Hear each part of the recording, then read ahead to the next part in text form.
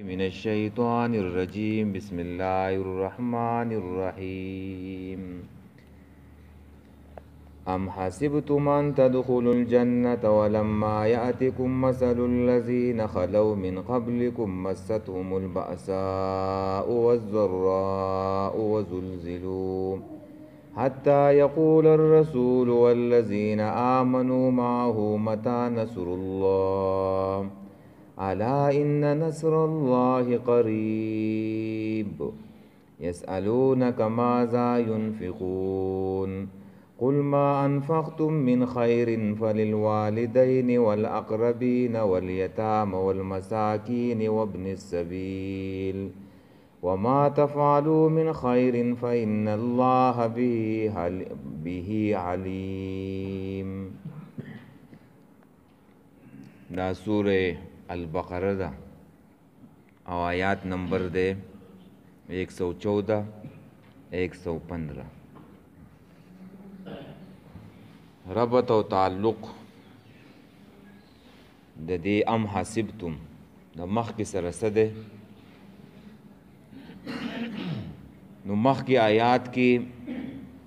دعوت د انبیاء علیه السلام ذکر شو په کتاب الله سره. نو په دې آیات کې ذکر کوي چې په دغه وخت کې چې هغوی د الله کتاب او دعوت ورکولو د خلکو اصلاح کوله پیغمبرانو، نو په هغوی باندې ډېر مصیبتونه او تکلیفونه راغلو. نو دغه شانته کې تکلیفونه او مصیبتونه په تاسو هم راځي، په هغې کې به صبر کوئ. او دویم ربط دا ده چې د مخکې آیات په آخره کې صراط مستقیم ذکر شو، الی صراط مستقیم. نو دا صراط مستقیم نه ده په دې باندې چې د نو ځې نو جنت ته به رسېږي، خو دا لاره سخته ده، په دې کې تکلیفونه دي، په دې کې مصیبتونه دي. نو هغه مصیبتونه په هغې باندې صبر کول او هغه برداشت کول، نو هغه تکلیفونه اوس ذکر کیږي. دا یې ربط شو. عنوان څه دی د دې آیاتو؟ مقصد یې څه دی؟ مونږ چې وایو د آیات مقصد څه دی، نو مونږ وګورئ د قرآن د آیات مقصد نشو بیانولی، په دې باندې څوک احاطه نشي کولی. خو مونږ چې وایو مقصد یې څه دی، نو مونږ د خپل پوهې متعلق وایو چې زموږ پوهه په دې آیات باندې دومره ده، د خپل علم مطابق وایو، نور په دې باندې څوک احاطه نشي کولی. نو په دې آیات کې به الله تعالی امر کوي په صبر کولو باندې، چې د دین په تکلیفونو باندې او په مصایبو باندې به چې دی نو صبر کوئ، او د دین تابعداري به کوئ په هر حال کې، او په تکلیفونو مصایبو باندې چې په دې دین کې تاسو ته راځي نو په هغې باندې صبر دی او برداشت دی. او د دین نه تابعداري نه ده، دا په هر حالت کې ده. ګورئ، که ته خوشحاله یې او که خفه یې د دین تابعداري به کوې، که ته مالدار یې او که ته غریب یې د دین تابعداري به کوې، که ته ځوان یې او که ته بوډا یې، خو په هر حالت کې چې دی نو د قرآن او سنت تابعداري د هغې حکم دی. او دغه بندگان نه دي چې په هر حالت کې د الله بندگی کوي، دغه هوښیار بندگان دي، دغه چې دی نو عقلمند بندگان دي چې په داسې حالات کې دین تابعداري کوي، نو الله یې کامیابۍ ته چې دی نو رسوي، الله یې جنت ته رسوي. او چې څوک په راحت کې د الله د دین تابعداري کوي او چې غم او تکلیف پرې راشي بیا یې نه کوي، نو دا انسان خودغرض د انسان دی. داسې انسان د الله بدی شي، او داسې انسان هم د الله بدی شي چې خوشحاله نو الله ورته نه یادو، او چې غم او پریشانی او تکلیف پر راشي نو الله را یاد کی سپینه ټوپۍ په سر کې جماعت ته مانځله راځي په لاس کې تسبیح راوالي دا خو د مؤمن کار نه دی یار چې څنګه حالت دی د مؤمنو دی په هر حال کې چې دی د الله تابعداري کوي که خوشحالي ده او که پریشانی ده که غم دی او که هر څه دی خو د الله تابعدار به مؤمن او داسې آیات مخکې م تېر شوی و ولنبلونکم بشیء په هغې کې الله تعالی زموږ تربیت وکړو چې زه به امتحان راولم خو تاسو به ګورئ صبر کوئ نو دلته الله اوس فرمایي چې زه به ګورئ جنت ته هغه خلک بوځم چې هغوی د دې دین په دې لار کې په دې صراط مستقیم کې تکلیفونه او مصائب چې دینو برداشت کړي داسې خلک به زه جنت ته بوځم او په هغې باندې چې دینو صبر وکړي او د الله ګوره دا قانون نه دی چې یو انسان د سخت نه یې تېره کړی او راحت یې تېر کړی او هغه دی الله ډایرکټ جنت ته بوځي داسې نشي کېدی تکلیفونه او مصیبتونه دا برداشت کې نو در جنت لاره ده او حدیث کې هم راځي متفقن علیه حدیث دی حضرت ابو هریره رضی الله تعالی عنہ نقل کړی دی د نبی علیہ السلام نه فرمایي چې قال رسول الله صلی الله علیه وسلم چې حفت النار بالشهوات وحفت الجنة بالمکاره دا جنت نه ده دا اورو په دې باندې د خواهشاتو پردې چې دنو راچلې شوي دي د مزو او جنت نه ده په دې باندې د مصیبتونو د شدایدو پردې چې دنو راچلې شوي دي مطلب دا دی که ته د مزو د خوشحالو په لار روان وي نو دا ګوره د جهنم لار ده او چې د تکلیفونو باندې روان وي مصیبتونو بیماری وي شدایدو او غمونو او پریشانی وي نو دا ګوره ته الله د جنت په لار باندې روان کړی د جنت لار دقه ده او حدیث کې راځي اشد الناس بلاء الانبیاء ثم الامثل فالامثل وې د ټولو نه زیات مصائب او تکالیف چې په انبیاو باندې راغلي په انبیاو باندې او بیا چې هغوی ته څوک نږدې دي په هغوی راغلي او بیا چې هغوی ته څوک نږدې دي په هغوی باندې راغلي نو چې مؤمنې نو په دې باندې به الله تعالی د دې د وس مطابق چې دی نو مصائب او امتحان چې نن راولي چې دا په دې امتحاناتو کې صبر وکړي چې د دې دپاره الله په جنت کې کومه درجې جوړې کړلې چې هغې ته ورسوي او حدیث کې راځي چې دا مؤمنان د جنت دا نعمتونه چې دی نو ویني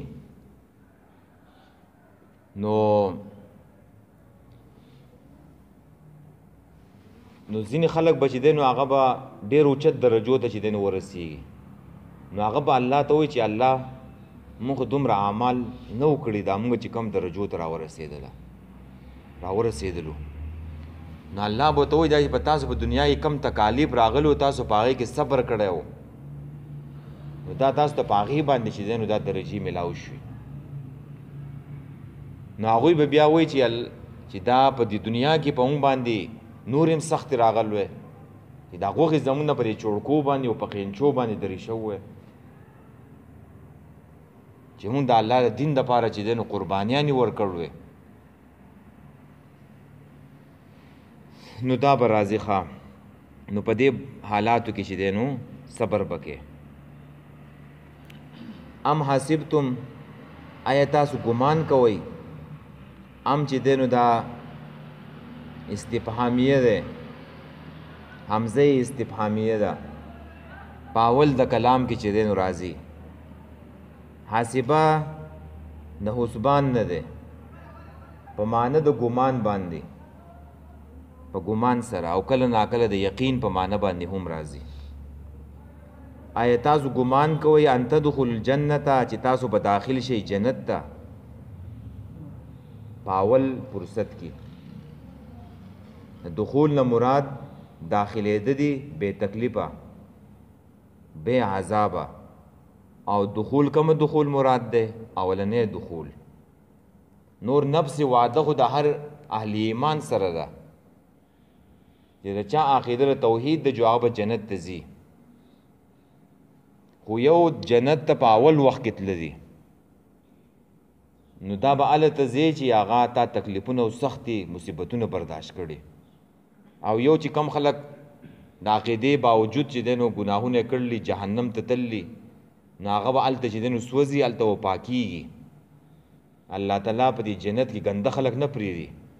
چې پوډریان او چرسیان دي جنت ته داخل کی، دا به هلته پاکیږي. چې هلته پاک شي نو د هغې نه پس به صفا خلک به الله تعالی چې جنت ته داخل کی. ولما یأتکم، او حال دا ده چې تر اوسه پورې نه دی رسېدلی نه دی راغلی تاسو ته مثل الذین، حال د هغه کسانو خلو چې تیر شوي من قبلکم مخکې ستاسو نه، هغه حال خو لا تاسو ته نه دی را رسېدلی چې ستاسو نه کم مخکې خلک تیر شوي چې هغوی ته کومه سختې او تکلیفونه رسېدلو پیغمبرانو ته،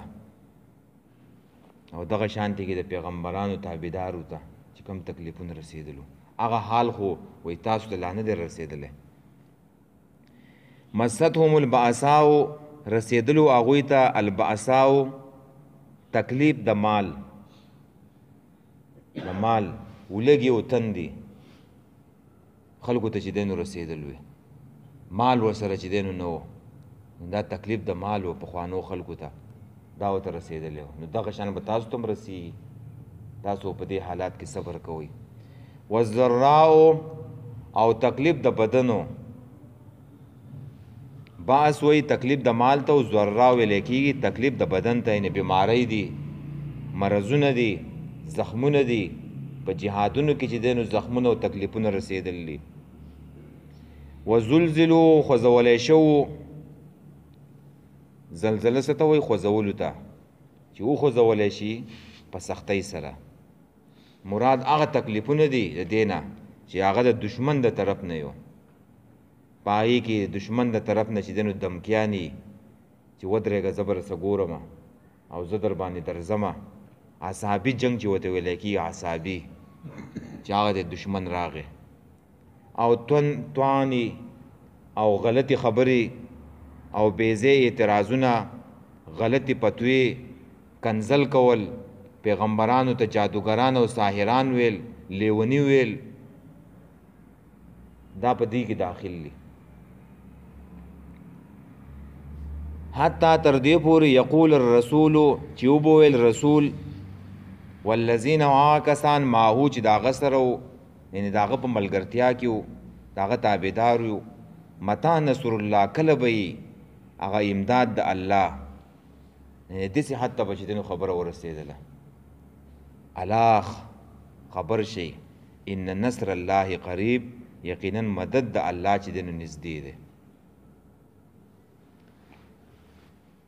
نو رسول به دا خبره کړوه، نو رسول خو نا امیده کېږي نه، چې رسول چې دی نا امیده شي او هغه دې داسې ووایي، اواز دې وکړي چې الله کله به مدد د الله یې، ستا مدد به کله راځي. او د رسولانو سیرت چې ګورې نو او خو داسې نه دی چې هغه دې نا امیده شي.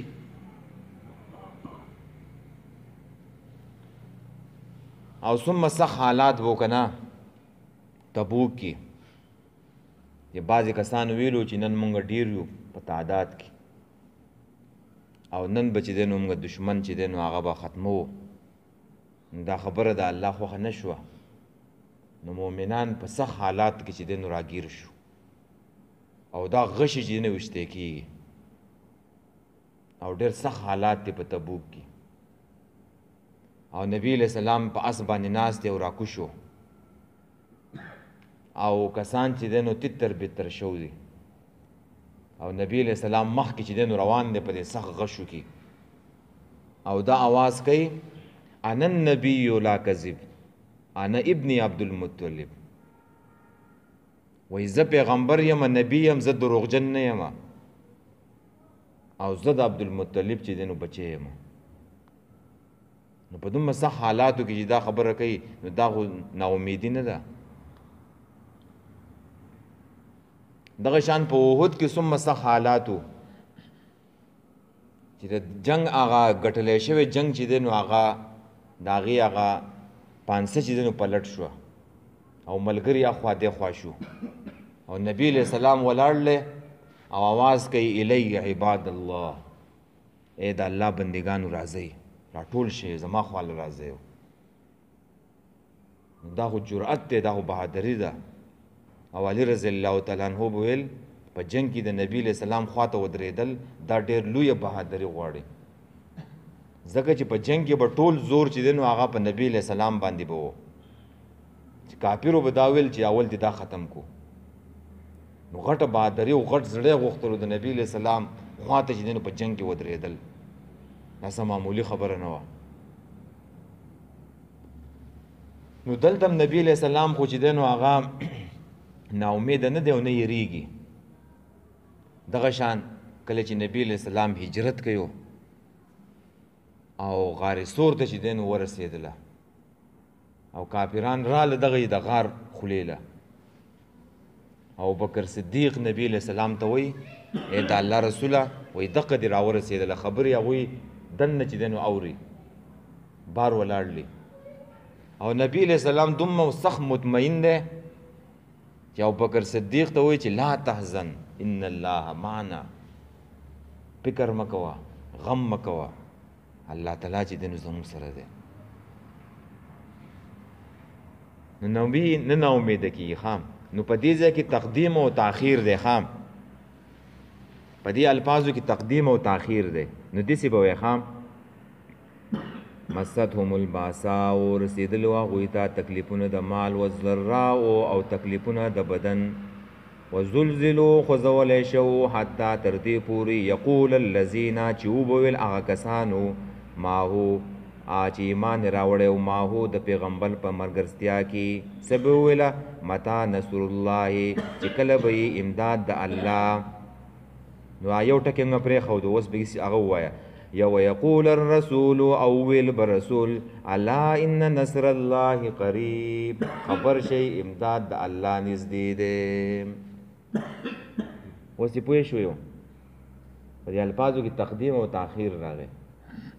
دا رسول به آخر ته راوباسي. یقول الرسول او ویل رسول د مؤمنانو ته په جواب کې الا ان نصر الله قریب، خبر شي امداد د الله چې دی نو نږدې دی. نو چا پکې دا معنی چې دی نو هم کړله چې پیغمبر نه ناامیده کیږي، تقدیم او تاخیر دی په دې کې. او یا دا هم ویلی چې دا دعا ده، ناامیدي نه ده. پیغمبر دعا کړله چې الله مدد چې دی نو هغه دې راشي، دا ناامیدي نه ده. او صحابو دعا کړله چې الله هغه مدد به چې دی نو کله راځي. نو په دې کې دا خبره بیان شو چې جنت ته به تاسو الرځئ په اول فرصت کې چې هغه د دین دپاره چې دی نو دا سخت چې دی نو برداشت کړي، کوم چې دغې صحابو او دغې پیغمبرانو چې دی نو برداشت کړلو. یسألونک ماذا ینفقون، په دې آیات کې د دې آیات څه مقصد دی؟ نو په دې آیات کې انفاق فی سبیل الله بیانېږي. انفاق وایي مال خرچ کولو ته. د دې د مخکې سره ربط څه شو چې په مخکې آیات کې د جنت د حاصلولو طریقې وښودله چې جنت ته به څنګه ځئ چې دا سختې او تکلیفونه د الله او د دین دپاره چې دی نو برداشت کوي. نو اوس په دې کې چې دی نو بله طریقه د جنت د داخلېدو تاسو ته ښیو چې بله طریقې دا ده چې مال چې دی نو د الله په لار کې چې دی نو خرچ کړي او انفاق فی سبیل الله وکړي. او دویم ربط یې چې دی نو دا دی چې مخکې آیاتونو کې تیر شو چې یا ایها الذین آمنوا ادخلوا فی السلم کافه، دا د هغې سره تعلق دی چې په اسلام کې پوره داخل شي نو په هغې کې یو عمل دا دی چې سړی هغه وکړي په اسلام کې به داخل شي چې مال چې خپل مال په هغه ځای کې خرچ کړي چې کم ځای کې اسلام چې دی نو حکم کړی دی او د جاهلیت په طریقو باندې د مال خرج کولو نه ځان چې دین وساتي. مقصد یې څه دی؟ نو مقصد د دې آیات دا دی چې مونږ به انفاق کوو. الله تعالی زموږ تربیت کوي، انفاق به کوو. مال به چې دی نو څنګه لګو، په کوم ځای کې چې دی نو مال ولګو؟ په سینماګانو کې ولګو، په ډمتوب کې ولګو، په ګانو بجانو کې ولګو، د الله په نافرمانی کې ولګو؟ نه، الله وایي داسې مه کوئ، د دې نه چې دی نو ځان ساتئ. د مال دپاره خپل مصارف دي دلته اوس بیانېږي، په دې ځای کې مال ولګوئ. او مقصد پکې دا دی چې اجتناب دی سړی ځان د اسراف نه او د تبذیر نه چې دی نو وساتي، اسراف نه او د فضول خرچۍ نه چې دی نو ځان وساتي. او په مال خرج کولو کې دوه قسمه چې دی نو طرفونه دي. یو طرف هغه دی چې جاهل خلق دی، د قرآن او د سنت نه بے پروا خلق دی، چې د هغوی مال به څنګه لګېږي؟ په اسراف کې، په تبذیر کې به چې دی نو د هغوی مال لګېږي، د الله په نافرمانۍ کې به چې دی نو د هغوی مال لګېږي. او بل طرف ته هغه خلق دی چې د قرآن او سنت نه چې دی نو خبر دي، مؤمنان دي، هغوی به چې دی نو د مال په صحیح ځای کې چې دی نو لګوي. نو په دې کې د انفاق بیان دی. او یسألونک دیو تپوس کوي ستانه پیغمبره، دا تپوس چا کړی و؟ نو تفسیر تبری ابن جریر تبری وی نقل کوي چې دا تپوس عمرو ابن جموح رضی الله تعالی عنہ کړی و، چې یو مشر صحابي و. او دا راغې نبی علیہ السلام ته وویله ای د الله رسوله زما سره ډیر مال دی، زه هغه چې دی نو چاله ورکمه او په چا باندې صدقه وکمه؟ نو الله دا آیات نازل کو چې تاسو مال په دې ځای کې ولګوئ. یسألونک تپوس کوي ستانه ای پیغمبره ماذا ينفقون چې څه شی خرج کو؟ قل ورته ووایه ما انفقتم هغه چې تاسو یې خرج کوئ من خیر د مال نه، هغه شی به خرج کوئ. خیر حلال مال ته وایي چې مال به خو حلال به یو. حدیث ته بغیر طهارت الله منز نه قبلیو، او د حرام مال نه الله صدقه چې دی نو هغه نه قبلیو. نو من خیر د حلال مال نه په چا باندې خرج کو؟ په للوالدین د پاره د مور و پلار، په مور و پلار باندې خرج کوي. نو الله حق مخکې دی او بیا ورپسې چې دی نو د مور و پلار حق دی. سوره بنی اسرائیل کې راځي که نه؟ نو د مور و پلار حق دا دی چې په هغوی باندې سړی خرچه وکړي. او د دې نه خرچ نه کم خرچ مراد دی، د دې نه زکات نه دی مراد. ګوره زکات ګوره په مور و پلار باندې نه کېږي، چې ستانه بره څوک دي او ستانه لاندې څوک دي، په دې باندې زکات نه کېږي. ته چې د چا نه پیدا یې او ستانه څوک پیدا دي، په هغو زکات نه کېږي. نو د دې نه کم مال مراد دی؟ د زکات نه علاوه ان فی المال حقا سوى الزکات. نبی علیہ السلام وایي د زکات نه علاوه هم په دې مال کې چې دی نو حق دی. زکات دې ورکړی دی خو نور مال به هم ورکې.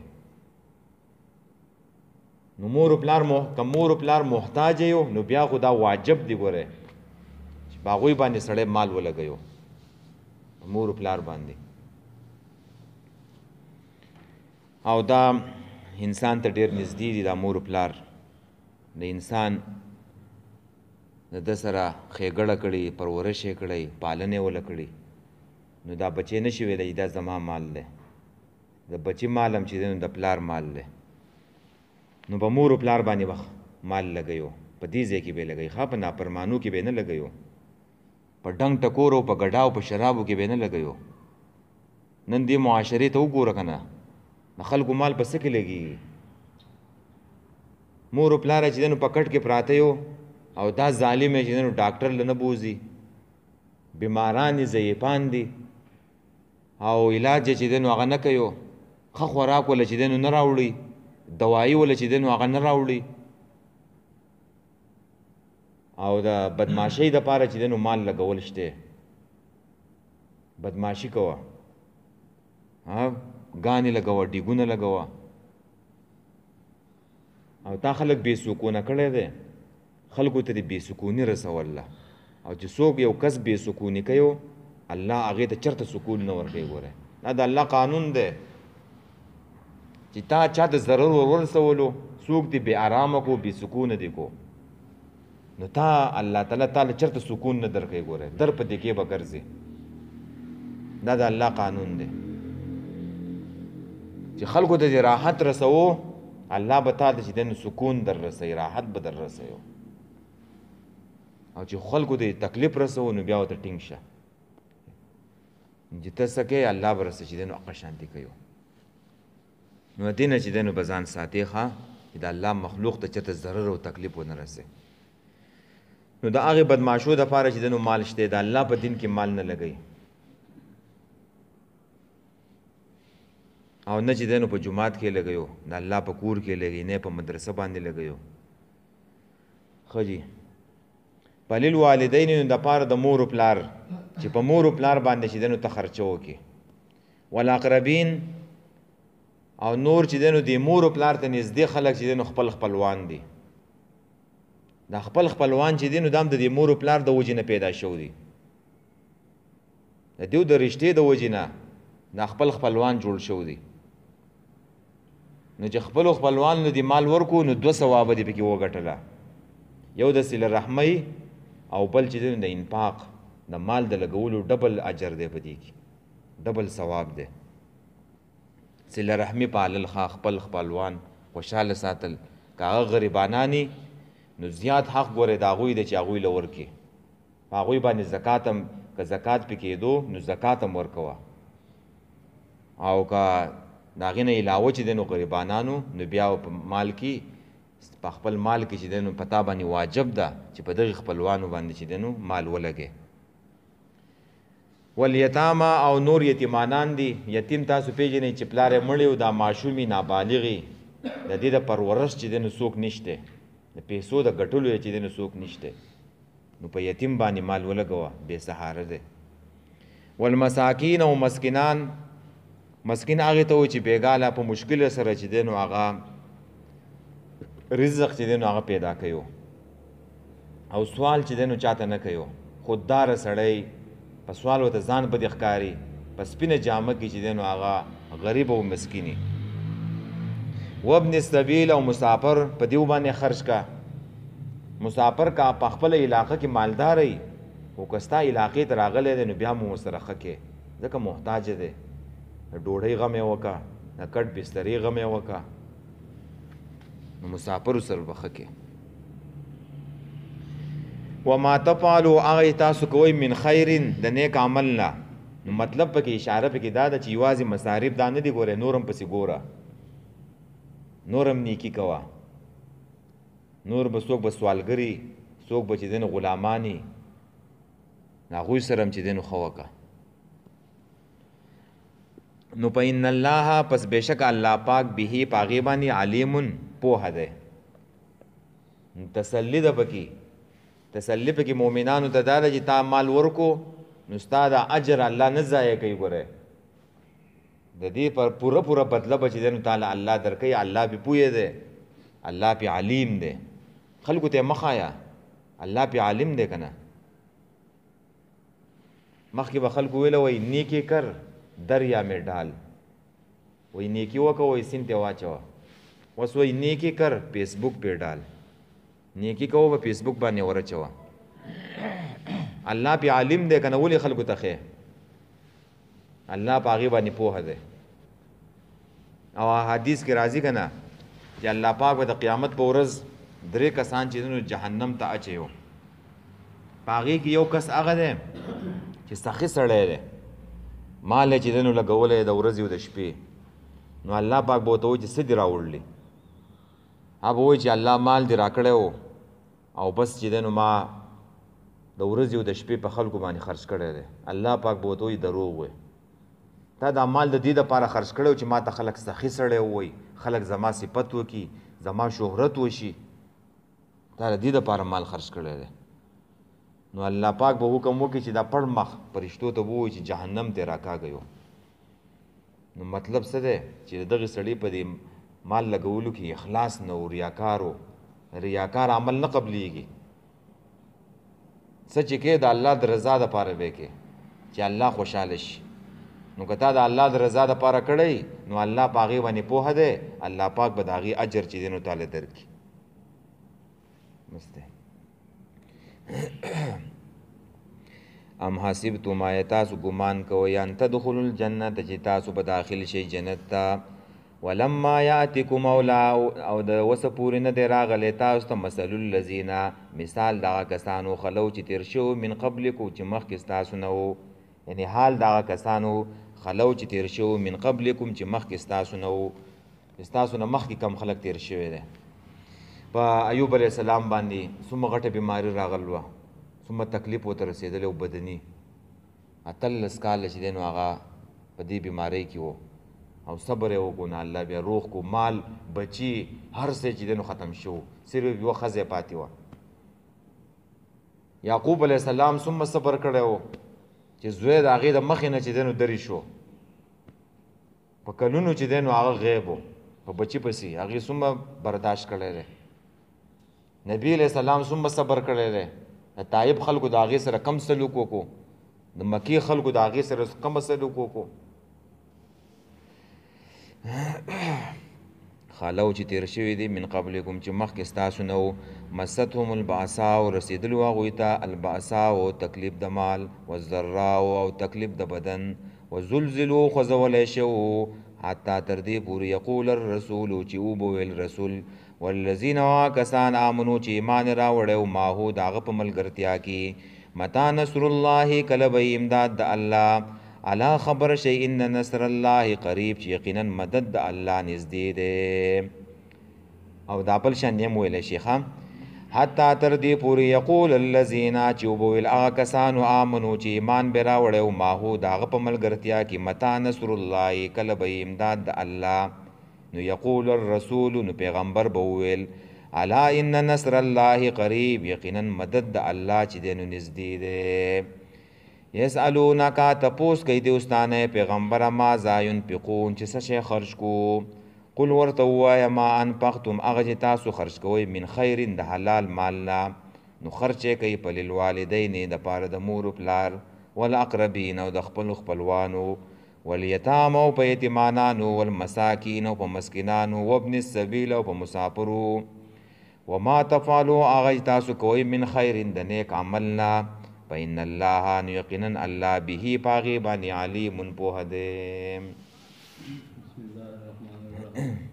ام حسبتم آیات ګمان کوي ان تدخلوا الجنه داخل بشي تاسو جنت ته ولما یاتکم امر